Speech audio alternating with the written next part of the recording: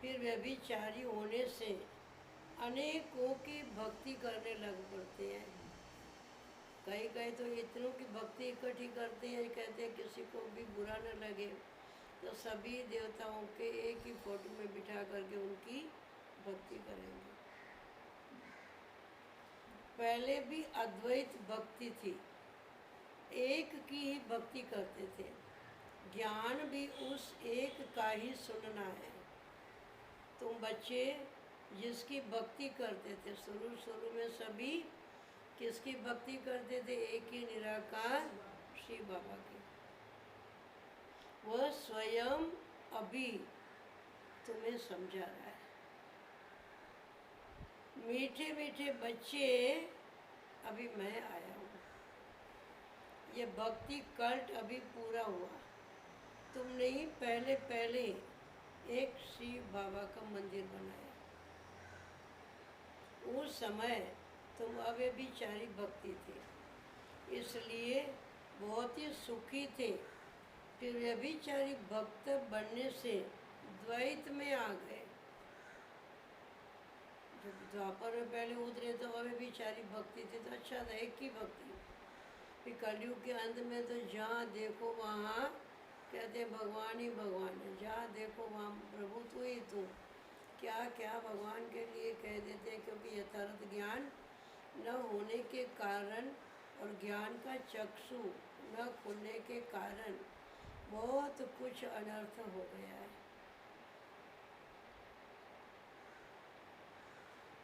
एक बाप तो सबको सुख देने वाला है ना। बाप कहते हैं मैं तुम बच्चों को मंत्र देता हूँ, मंत्र भी तुम एक का ही सुनो। यहाँ देहधारी कोई भी नहीं, यहाँ तुम आते ही हो बाप दादा के पास। इतना नशा रहना चाहिए।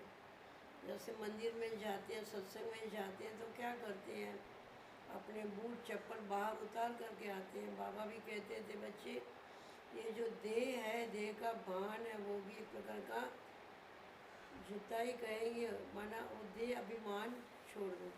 देह तो साथ में रहेगी, लेकिन देह का अभिमान छोड़ करके बाद में आकर के ये ज्ञान सुनेंगे। देह ही अभिमानी बन करके तो बुद्धि में ये बातें बैठेगी। शिव बाबा से तो ऊंचा कोई है ही नहीं। याद भी सबको उसको ही करना है। भारत ही स्वर्ग था, ये लक्ष्मी नारायण का राज्य था। जब ये सृष्टि पर लक्ष्मी नारायण का राज्य था तो सभी कितने सुखी थे, यथा सुख था। उनको ऐसा किसने बनाया? स्वयं भगवान ने, शिव बाबा ने। किसको पता नहीं कि महालक्ष्मी कौन है। महालक्ष्मी का आगे जन्म कौन सा था? अभी तुम बच्चे जानते हो कि वो है यही जगदम्बा सरस्वती।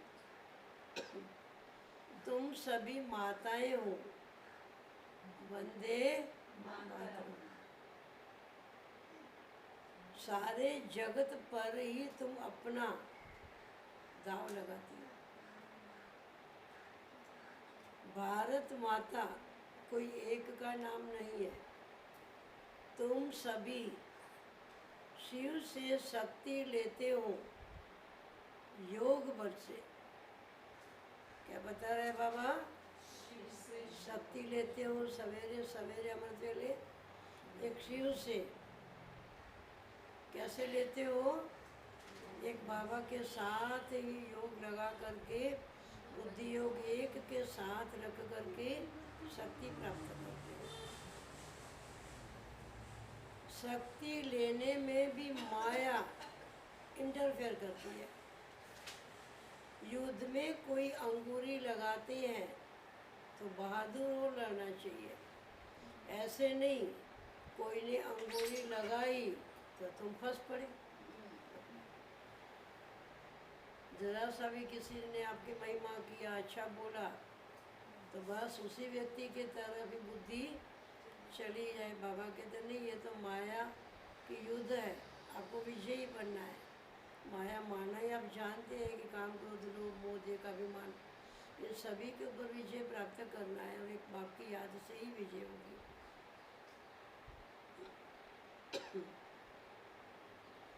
बाकी कोई कौरव और पांडवों के युद्ध नहीं है, उनके तो आपस में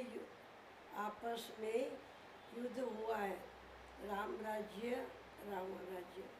अभी तुम बच्चों को यह ज्ञान है कि हम राम राज्य में जाएंगे, वहाँ हमको अपार सुख मिलेगा। हम यहाँ पुरुषार्थ करते हैं, हमारी प्रारब्ध मिलेगी हमको सतयुग में, स्वर्ग में, परंतु उसके लिए कभी भी बुद्धि में व्यर्थ संकल्प नहीं आना चाहिए। नाम ही है जिसका सुखधाम, वहाँ दुख का नाम निशानी नहीं है। अब जब कि बाबा आए हैं ऐसी राजाई देने के लिए बच्चों को, तो बच्चों को कितना पुरुषार्थ करना चाहिए। सारे दिन में कितना घंटा याद करना चाहिए। ऐसे बाप को कम से कम 8 घंटा तो याद करना ही चाहिए। और अभी तो बाबा ने टाइम भी दिया है।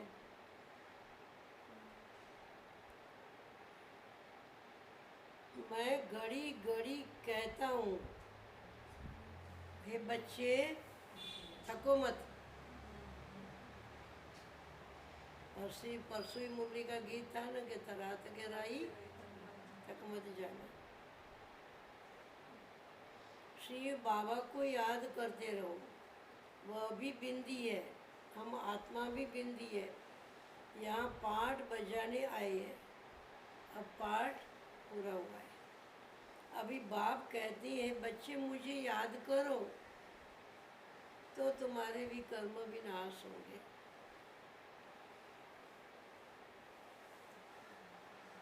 विकर्म आत्मा पर ही चढ़ते हैं ना, पापों का बोझा आत्मा पर चढ़ता है, इसलिए आत्मा हमेशा भारी भारी रहती है, मूंझती रहती है, हल्कापन नहीं होता है। जब हल्कापन नहीं है तो खुशी भी नहीं आती है। शरीर तो सभी का यहाँ ही खत्म हो जाएगा। कई मनुष्य कोई पाप कर्म करते हैं तो अपने शरीर को ही खत्म कर देते हैं। समझते हैं शरीर खत्म हुआ तो पाप भी खत्म हो गए। नहीं, पापों का बोझा बाबा कहते हैं आत्मा के ऊपर है ये लोग। तो इसलिए आप आत्मा से ही परमात्मा को याद करो ताकि विकर्म विनाश हो।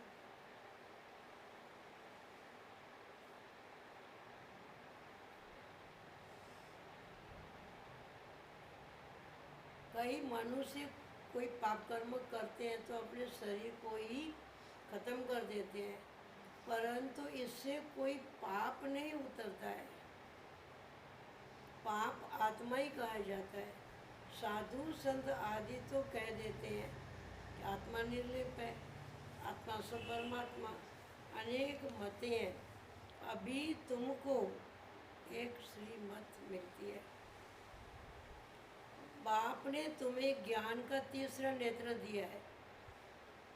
आत्मा ही सब कुछ जानती है।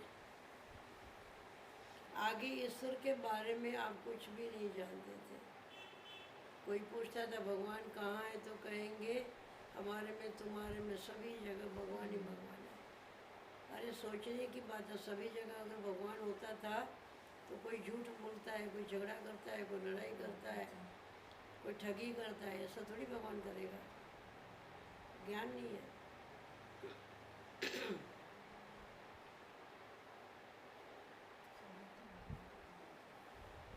आगे ईश्वर के बारे में कुछ जानते नहीं थे। सृष्टि चक्र कैसे फिरता है, आत्मा कितनी छोटी है, पहले पहले तो आत्मा का रियलाइजेशन कराते हैं। बाबा ने शुरू में 14 साल तक भट्टी करवाई, आत्मा का रियलाइजेशन, मैं आत्मा हूँ, मैं आत्मा हूँ। हर कर्म में भी जो कर्म करो उसमें भी ये बातें याद करो। आत्मा बहुत ही सूक्ष्म है, उनका साक्षात्कार होता है। यह सभी है भक्ति मार्ग की बातें। ज्ञान की बातें तो बाप ही समझाते हैं। वह भी भ्रकुटी के बीच में आकर के बैठते हैं बाजू में। यह भी झट समझ लेते हैं किसकी बात चल रही है।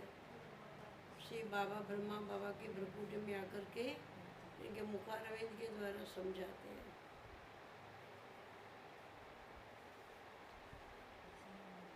यह सब है नई नई बातें जो बाप ही बैठकर समझाते हैं। यह पक्का पक्का याद कर लो, भूलो नहीं। बाप को जितना याद करेंगे उतना ही विकर्म विनाश होंगे। ये पक्का पक्का याद कर लो, जितना याद करेंगे उतना ही पाप कर्म खत्म होगा। विकर्म विनाश होने पर ही आधार है तुम्हारे भविष्य का। ये मत सोचो किसी को पूछो हम भविष्य में क्या बनेंगे। आपके पुरुषार्थ के ऊपर ही डिपेंड होगा कि आप कितना टाइम बाबा को याद करते हो और कितना विकर्म विनाश होता है आपका।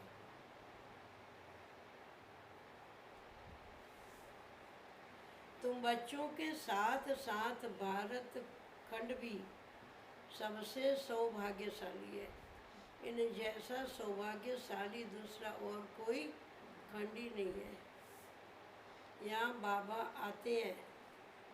भारत ही पवित्र था, जिसको गार्डन ऑफ अल्लाह कहते हैं। तुम जानते हो बाबा फिर से भारत को फूलों का बगीचा बना रहा है। हम पढ़ते ही हैं किस लिए? स्वर्गीय दुनिया माना फूलों के बगीचे में जाने के लिए।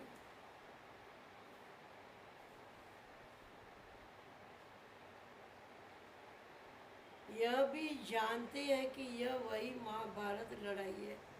फिर ऐसी लड़ाई कभी लगती नहीं है। तुम बच्चों के लिए नई दुनिया भी जरूर चाहिए। पहले भी नई दुनिया थी ना, भारत स्वर्ग था। 5000 वर्ष हुए। लाखों वर्ष की तो कोई बात ही नहीं है। लाखों वर्ष होते तो मनुष्य भी अनगिनत हो जाते थे। यह भी कोई की बुद्धि में नहीं बैठता है कि इतना भी कैसे, इतना ही हो कैसे सकता है, जबकि इतनी आदमशुमारी नहीं है। अभी तुम बच्चे समझते हो, क्या समझते हो कि आज से 5000 वर्ष पहले हम ही विश्व पर राज्य करते थे और कोई भी खंड नहीं था। वह होते हैं बाद में। तुम बच्चों की बुद्धि में ये सारी बातें अभी आ गई है और किसी की बुद्धि में बिल्कुल ही नहीं है। थोड़ा भी इशारा दो तो समझ जाए। बात तो बरोबर है। हमारे पहले जरूर और कोई धर्म था। अभी तुम समझा सकते हो कि एक ही आदि सनातन देवी देवता धर्म था। वह अभी प्राय लोप हो गया है। कोई अपने को देवता धर्म के कह नहीं सकते हैं। समझते ही नहीं है कि हम आदि सनातन देवी देवता धर्म के थे। फिर वह धर्म कहाँ गया?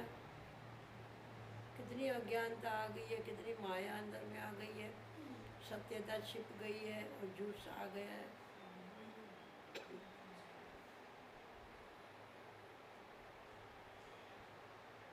और भी हिंदू धर्म कह दिया। हिंदू धर्म आया कहाँ से? कोई का भी इन बातों में चिंतन चलता ही नहीं है। तुम बच्चे समझा सकते हो, बाबा तो है ही ज्ञान का सागर।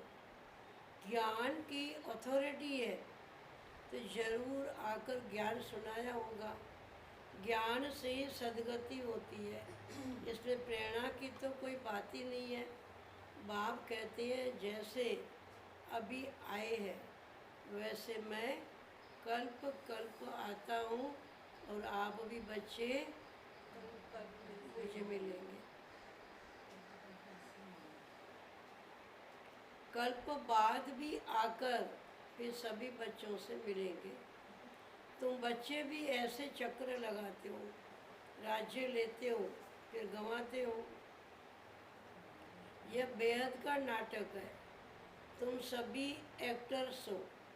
आत्मा एक्टर होकर अगर क्रिएटर, डायरेक्टर, मुख्य एक्टर कोई न जाने तो वह क्या काम का? तुम बच्चे जानते हो कैसे आत्मा शरीर धारण करती है और पाठ बजाती है। अब फिर वापस जाना है। अब इस पुरानी दुनिया का अंत है। कितनी सहज बात है। तुम बच्चे ही जानते हो कि बाप देखो कैसे गुप्त बैठे हैं। ब्रह्मा बाबा की भ्रकुटी में भगवान खुद शिव बाबा खुद बैठे हैं, जो ज्ञान के तीसरे नेत्र से ही दिखाई देता है। बाबा कहते वो भी कोटों में कोई में भी कोई भगवान को पहचान सकता है। गोदरी में करतार देखा। गोदरी माना ब्रह्मा बाबा के रथ में शिव बाबा को जिन्होंने देखा, जिन्होंने पाया, उन्होंने सारी दुनिया का राज्य पाया। अब देखा कहे या जाना कहे, बात तो एक ही है। आत्मा को तो देख सकते हैं, परंतु उससे कोई फायदा नहीं है।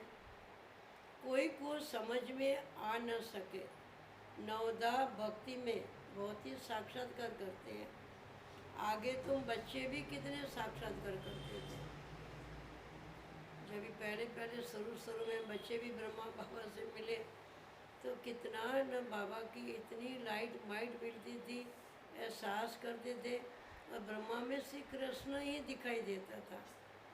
और वो श्री कृष्ण की आत्मा को देख करके, श्री कृष्ण को देख कर के ही तो अचानक ही वैराग आ गया और आप ही दुनिया छूट गई और आप ही त्याग की भावना आ गई। ये बातें किसी को समझ में भी ना आ सके। आगे तुम बच्चे भी कितने साक्षात्कार करते थे। बहुत प्रोग्राम आते थे ऊपर से, फिर पिछाड़ी में ये खेल पाल तुम देखेंगे। अभी तो बाप कहते हैं बच्चे पहले पढ़ करके होशियार तो हो जाओ। अगर नहीं पढ़ेंगे तो फिर क्या होगा? जब रिजल्ट निकलेंगी तभी क्या होगा?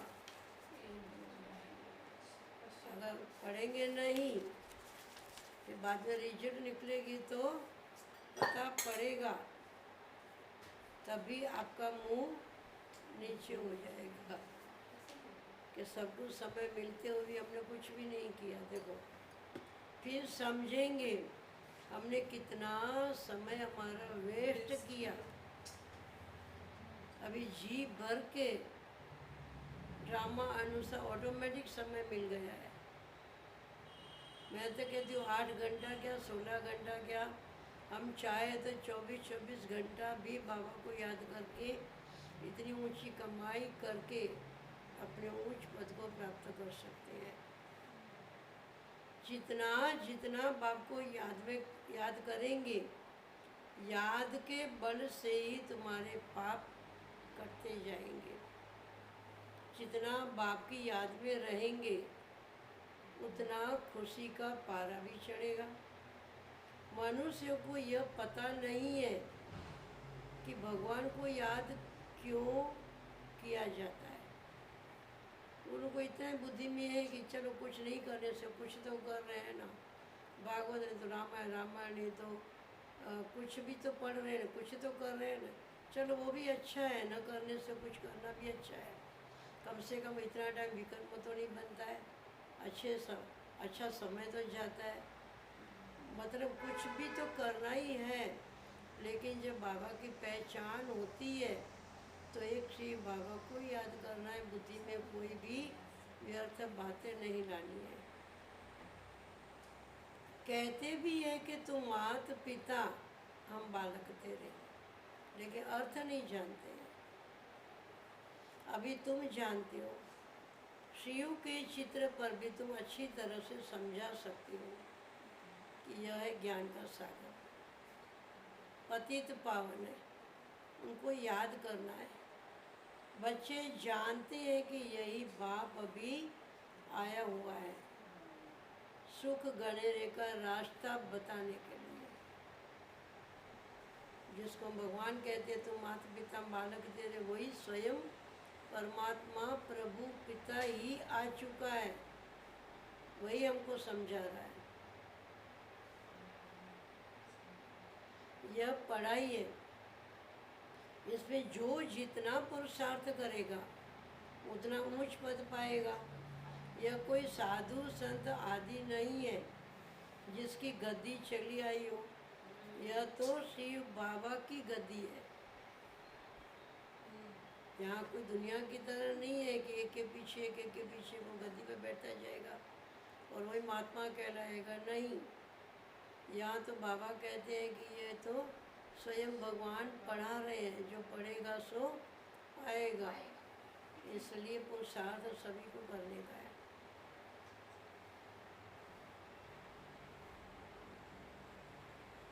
बाप तो सभी को साथ ले जाएगा।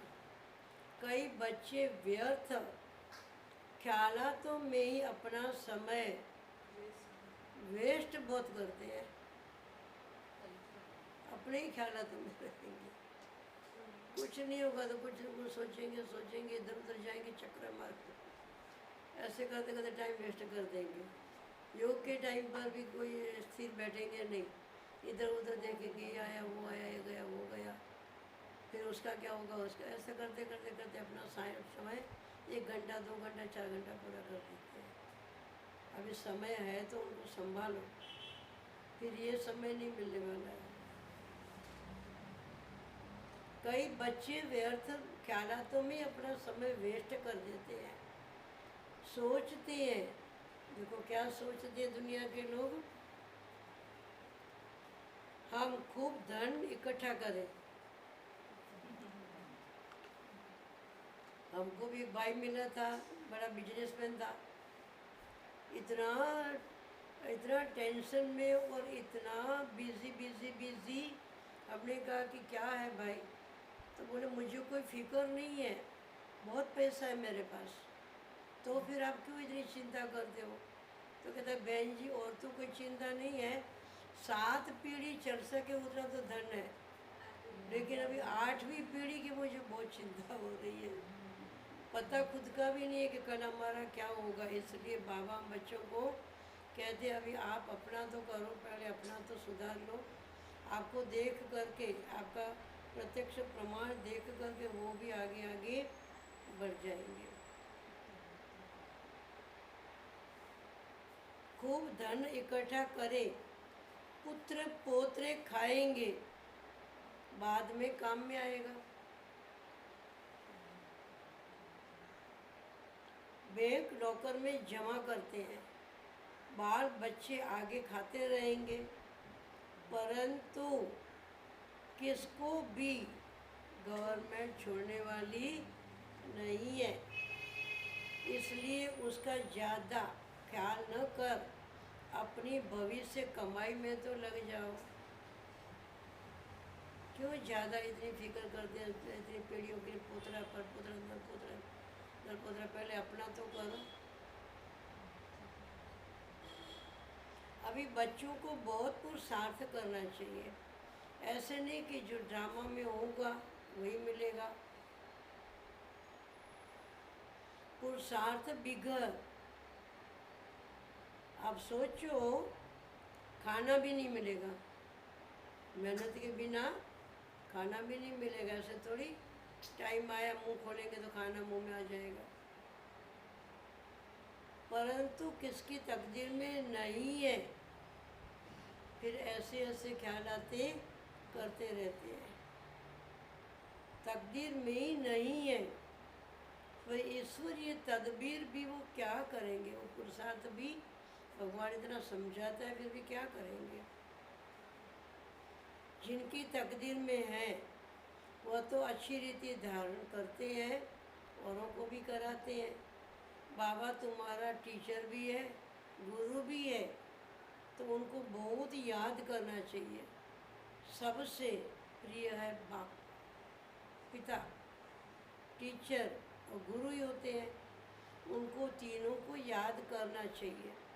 बाबा युक्तियाँ तो बहुत ही अच्छी अच्छी बतलाते हैं। तुम साधु संत आदि को भी निमंत्रण दे सकते हो और उन्हों को भी जाकर के समझा सकते हो। अच्छा, मीठे मीठे सिखलाते बच्चों प्रति माता पिता बाप दादा का याद प्यार और रूहानी बाप की रूहानी बच्चों को नमस्ते। हम रूहानी बच्चों की रूहानी बाप दादा को याद प्यार, गुड मॉर्निंग और नमस्ते।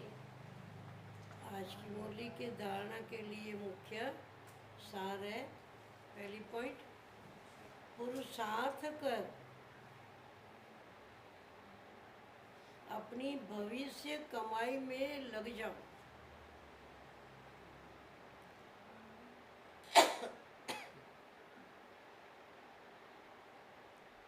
ड्रामा में होगा तो कर लेंगे, यह कहकर पुरुषार्थहीन नहीं बनना है। कहीं समझते हैं कि नसीब में होगा तो मिलेगा, ड्रामा में होगा तो कर लेंगे। सेकंड पॉइंट है, सारे दिन में जो भी पाप होता है या किसी को भी दुख देते हैं तो नोट करना है।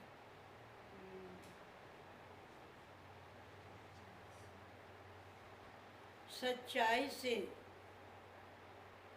बाप को सुनाना है।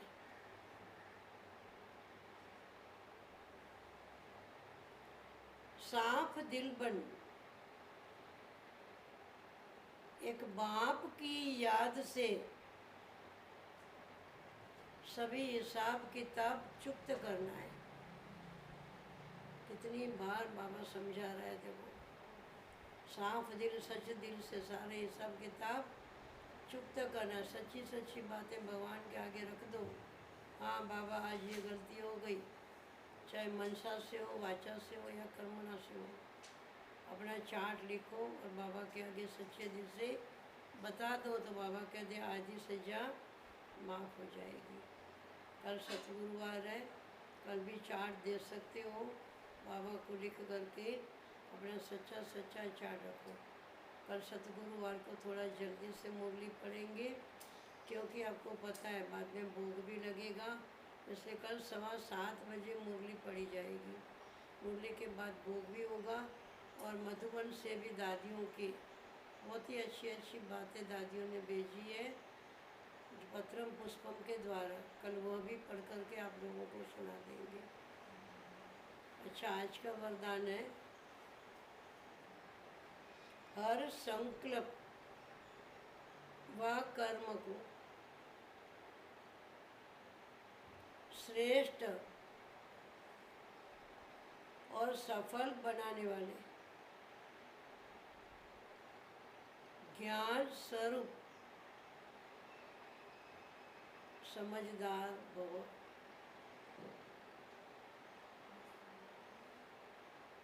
जो ज्ञान स्वरूप है, समझदार बनकर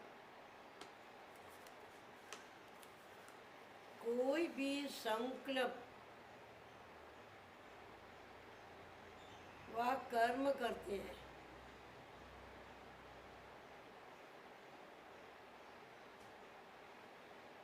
वे सफलता मूर्त बनते हैं। समझा? जो ज्ञान स्वरूप समझदार बन करके कर्म करते हैं उनको ध्यान रहता है कि कौन से कर्म से क्या फ़ायदा है, कौन से कर्म से क्या नुकसान है।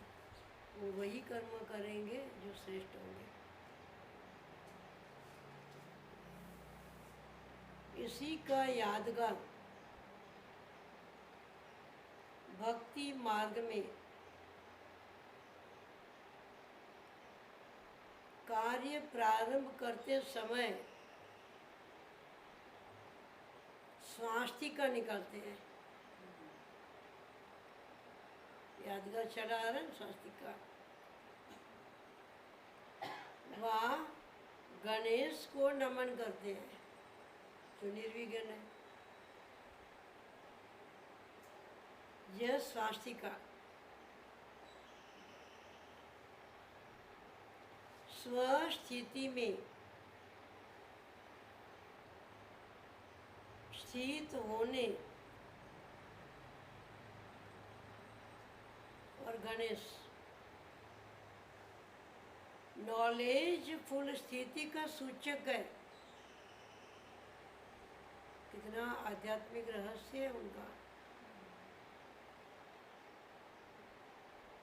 लोग बस ऐसे भक्ति मार्ग में गाते रहते हैं, अपना मन बहलाते रहते हैं, लेकिन सही बातों को परमात्मा श्री बाबा हम बच्चों को समझाते रहते हैं। आप बच्चे जब स्वयं नॉलेजफुल बनकर हर संकल्प व कर्म करते हो,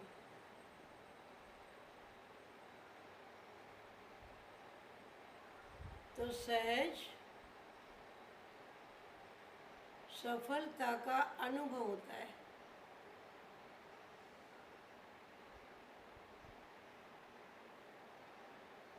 सारे वरदान का सार क्या है?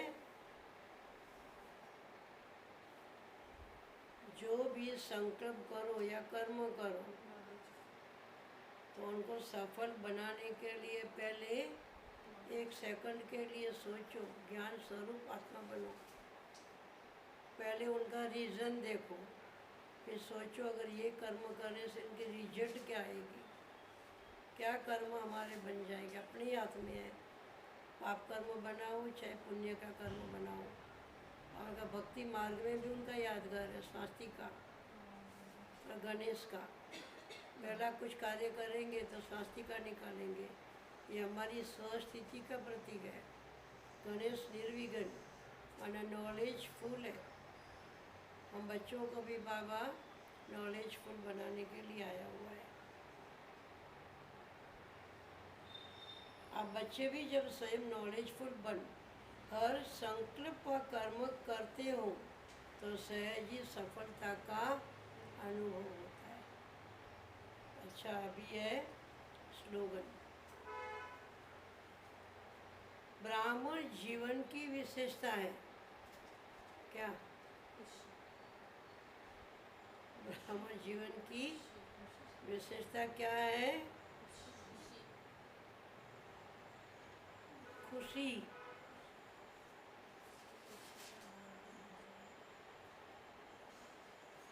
इसलिए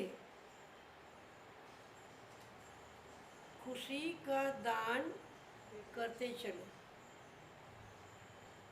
सारा ही दिन खुशी का दान करते चलो। अपने पास खुशी होगी तो हम औरों को देंगे, और खुशी है ही नहीं तो बाबा कहते संगम में नाराज़ भी नहीं रहना है, तो गम भी नहीं करने का है।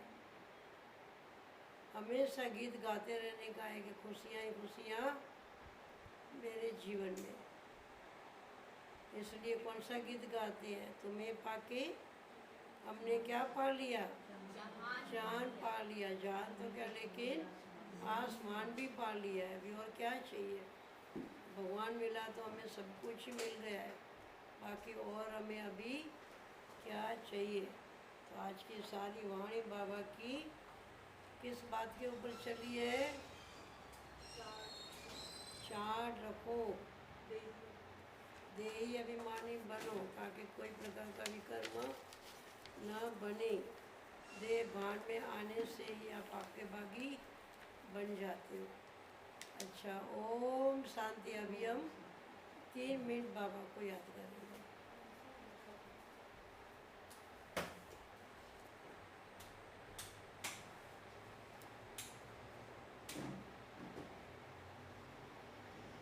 कल सभी को हमने बताया 7:15 बजे मुरली सुनाई जाएगी। बाद में भोग लगाया जाएगा, संदेश सुनाएंगे और पत्रम पुष्प भी सुनाया जाएगा। कल सतगुरुवार।